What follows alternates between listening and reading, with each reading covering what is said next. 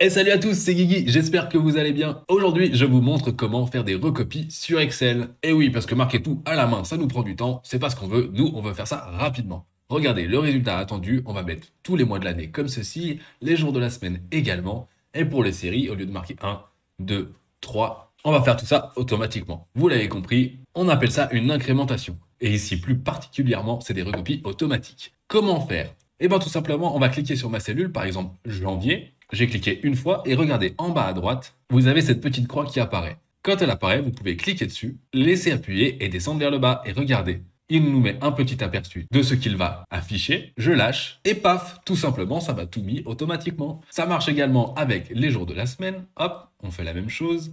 J'ai sélectionné, je descends vers le bas. Regardez avec une série par contre, si je mets 10 et que je descends, automatiquement, il ne va pas le faire. Pourquoi? Tout simplement parce qu'il n'y a pas de logique. Il ne peut pas deviner que vous voulez faire 10 plus 1. Pour que ça fonctionne, vous allez devoir faire, non pas ceci, mais faire une deuxième case avec marqué 11 par exemple. D'accord? Donc là, Excel va comprendre la logique. Il y a une case avec 10, une case avec 11. Il en déduit que pour aller à la case suivante, il faudra faire plus 1 encore. Donc on prend les deux cette fois-ci, on sélectionne les deux. Pareil, on va juste ici et on descend, comme ceci. Et voilà, ça fonctionne. Vous voyez d'ailleurs qu'il me recopie également le format de la cellule. Et pour vous montrer que c'est la logique, on aurait pu faire 2 et 4 aussi. Comme ça, 2 plus 2 ça fait 4, plus 2 ça fait 6. Regardez, Excel comprend la logique. Il va donc faire 2 par 2.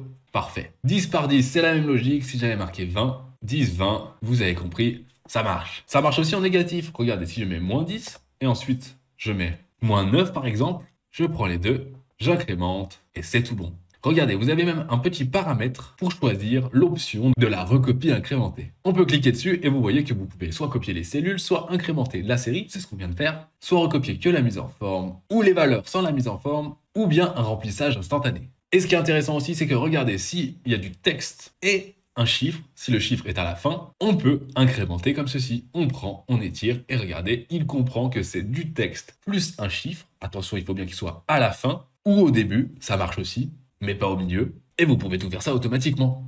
Et voilà le petit tuto express sur les recopies incrémentées pour te faire gagner énormément de temps à la saisie. Et si Excel ça t'intéresse, j'ai une formation complète de A à Z pour t'apprendre tous les rudiments de ce logiciel extraordinaire. Moi je te dis merci d'avoir visionné, à plus et à très vite.